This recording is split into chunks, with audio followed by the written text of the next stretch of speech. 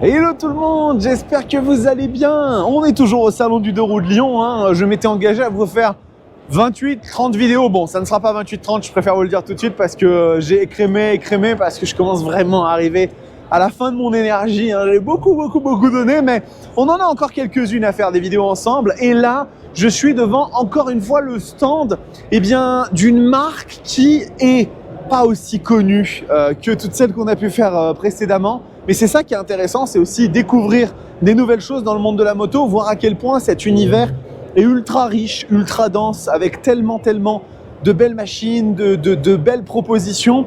Et donc aujourd'hui les amis, on est devant Mash Motorcycle, donc une marque qui elle aussi, comme un petit peu Brof Supérieur avant, Benda, n'est pas ultra connue du grand public, mais sur laquelle il y a quand même quelques petits trucs sympas à regarder. Donc on va y aller, on va aller voir un petit peu de quoi est fait ce constructeur. Mash d'ailleurs qui, il me semble, si je dis pas de bêtises, c'était un constructeur français à un moment. Donc vous me corrigerez dans les commentaires, hein, profitez-en, petit like, le commentaire, et puis l'abonnement, hein, ça fait toujours plaisir, ça donne du soutien sur la chaîne.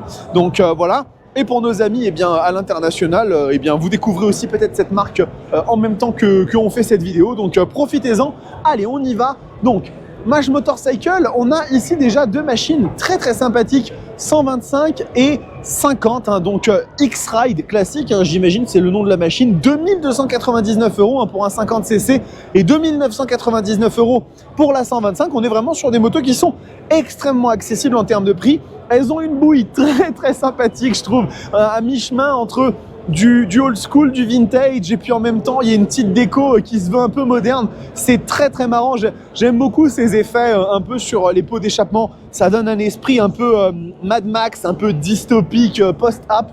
Je trouve ça assez rigolo. Et écoutez, c'est des machines qui ont un petit air assez chouette. Alors vous voyez, hein, l'instrumentation est plutôt rudimentaire, on a des câblages qui sont quand même assez apparents, mais bon, on va quand même pardonner parce que vu le prix, on est à 2999 € sur la plus grosse, ça se passe quand même pas trop mal. Regardez ici, on a une petite 70 qui, elle, est déjà beaucoup plus aboutie, hein, fait vraiment beaucoup plus sérieux dans l'esprit, avec un monocylindre 4 temps, 11 chevaux, hein, c'est une machine adaptée au permis A1 notamment.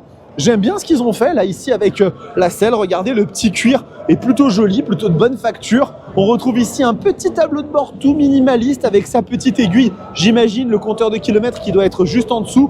Encore une fois, on retrouve ces petits commodos assez simples, mais là, il y a vraiment un gain de sérieux, je trouve, par rapport à l'autre où on est quand même sur un truc un petit peu plus apparent. C'est peut-être même voulu.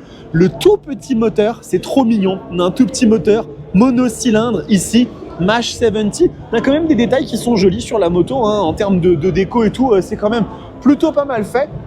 Et puis, juste ici, regardez, on en a une autre de 70, mais dans une décoration un petit peu différente. Donc, c'est assez mignon. Et là, regardez, on va passer dans un tout autre univers avec un prototype 350cc. Et là, on est vraiment sur une machine beaucoup plus sportive, hein, clairement, avec une proposition que je trouve quand même plutôt sympa, hein. Regardez, la machine est vraiment super jolie. J'aime beaucoup le petit détail qu'on a là sur la selle, les surpiqûres, c'est bien travaillé. On voit que là, on rentre dans un univers complètement différent en termes de sérieux, de finition. La petite Duritavia, écran TFT, donc vraiment très cool. Pas beaucoup d'informations, hein, sur cette machine, vous le voyez, hein, c'est vraiment marqué prototype, mais elle a vraiment une petite gueule pour elle. Pourquoi pas un jour, je ne sais pas, faire l'essai d'une machine comme cette K333, j'imagine, hein, ça doit être son nom. Donc vraiment très cool. Ici, vous en avez une autre qui est la FR750. Alors ça, j'en avais parlé de cette moto sur la chaîne. Je l'avais mentionné, cette FR750 dans une news, parce que effectivement, Mash, qui a plutôt toujours fait des motos avec des cylindrées relativement réduites, se sont lancés à l'assaut du marché des roadsters mid-size, entrée de gamme, et on en avait parlé de cette FR750 parce qu'elle avait un rapport qualité-prix qui était vraiment plutôt très intéressant. Si je dis pas de bêtises, hein, c'est importé par la Cima, hein, Mash, parce que je crois que la production n'est pas française. Si la marque est française, la production n'est pas française. Et regardez un petit peu, on retrouve une machine avec une proposition qui a l'air quand même assez sérieuse. Et je vous le disais, hein, regardez, quand on la voit comme ça de l'extérieur, on a un look qui est assez différent, qui est suffisamment différenciant pour lui donner une belle identité. Au niveau des équipements, vous voyez qu'ils n'ont pas plaisanté. Il y a du Brembo, il y a une belle fourche inversée, donc ça fait plaisir. Et puis même, regardez ici, j'observe, mais je ne vois pas de serrure. Donc on est sur une moto en keyless. Et ça pour le coup c'est pareil, hein, c'est séducteur, c'est séduisant. Dans un marché où je trouve en ce moment, il y a beaucoup de nouveaux prétendants qui arrivent avec les marques chinoises qui font pas mal de tapage. C'est peut-être le bon moment aussi pour Mach d'aller s'insérer dans des nouveaux marchés, d'aller essayer de capturer l'attention d'un public qui ne connaissait pas la marque jusqu'à aujourd'hui. Donc cette 750, elle est vraiment sympa. Et là, regardez, il y a aussi un truc ultra sympa. C'est cette K750 que je découvre en même temps que vous. Moto un petit peu sportive vraiment, qui fait penser un peu à la RC1000 chez QJ Motor. Et vraiment, c'est très joli. Regardez-moi ce petit monobras. J'ai l'impression que Mach, ils ont décidé de pas rigoler. Ils ont mis c'est un petit power cup, ça j'ai l'impression. Hein, c'est du Smith Leak. Très joli. La petite sortie d'échappement mériterait peut-être d'être un petit peu retravaillée pour avoir un côté un petit peu plus fini. Par contre, regardez ici. Regardez cette sortie, hein, les phares là, l'éclairage a l'air hyper travaillé avec des espèces de petits diamants. Ça, c'est très beau, franchement, c'est assez original. Regardez ici comment le réservoir est travaillé. Pareil, hein, on voit qu'on a du démarrage sans clé, les commodos qui gagnent vraiment en sérieux. Et puis petit écran TFT, les rétroviseurs m'ont l'air de très belles factures. Franchement, cette machine, elle est assez sympa, vraiment, je la trouve plutôt jolie. On retrouve des équipements très quali, regardez, avec du Brembo, fourche inversée. Donc, ma foi, y a un vrai truc, il y a un vrai quelque chose. Et à voir, hein. Let's go Mach.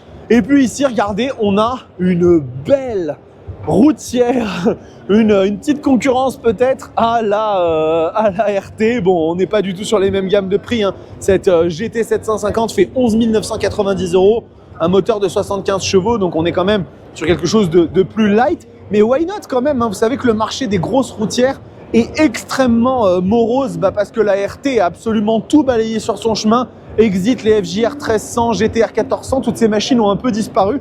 Et peut-être que cette GT 750 peut être une alternative à moindre coût. Regardez un petit peu ce tableau de bord avec ses boutons un petit peu physiques. Alors il y a un bouton appareil photo, je ne sais pas si c'est parce qu'il y a une dashcam, mais en tout cas ils ont continué à aller de l'avant avec par exemple cette proposition de keyless. Donc un écran qui a l'air, ma foi, assez grand et une machine qui pourrait être intéressante pour qui veut une alternative à la RT, à la 1250 et pas forcément mettre 20-25 000 € dans une moto routière. Cette GT 750, ça peut être un bon choix. Et finalement, regardez, on avait un autre prototype qu'on avait raté de cette NK 250 et qui, ma foi, est aussi très jolie. Vraiment, la machine fait plaisir. Regardez-moi un petit peu ça. Chase the Horizon, donc chasser l'horizon, pour chasser l'horizon. Vraiment, il y a des propositions qui ont l'air chouettes. J'espère qu'elles verront le jour, qu'elles aboutiront et surtout qu'elles trouveront un succès commercial.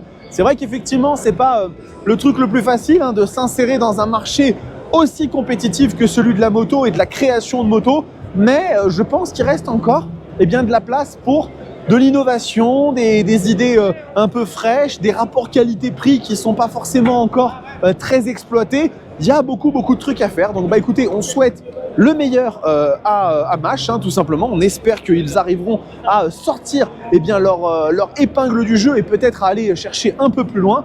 Et nous, on a terminé avec cette petite vidéo concernant Mach Motorcycle. J'espère que ça vous plaît, qu'on soit allé chercher d'autres constructeurs. C'est vrai qu'à l'ECMA, je me suis concentré vraiment sur les principaux et j'avais un peu mal budgété mon temps et géré mon planning, on va dire. Là, ça va quand même mieux. Je suis un petit peu plus rodé à l'exercice. Donc voilà les amis, on a encore, je dirais peut-être un ou deux stands à faire. Alors, je me permets, excusez-moi, parce que je viens de voir juste qu'il y avait en fait un autre pôle Mach. Donc je vais juste vous y emmener parce que quand même, et puis on finira la vidéo là-dessus. Regardez, je pense que ça doit être un pôle de vente, un parc de machines en vente. Parce que là, regardez, hein, c'est de la X-Ride, même pas, hein, X-Ride 650. Donc là, c'est encore d'autres types de motos. 650 cc, donc là, on est à quoi? On est à... y a pas le... Alors non, je pense que c'est les bons plans. Donc là, pour le coup, ça doit être des machines qu'ils commercialisent. Donc on peut s'arrêter là, d'autant plus qu'il y a de la musique bien commerciale qui est en train de se lancer. Donc c'est une bonne idée de s'arrêter là. Voilà les amis, j'espère que ça vous a plu. Prenez soin de vous, kiffez vos bécanes. Ciao!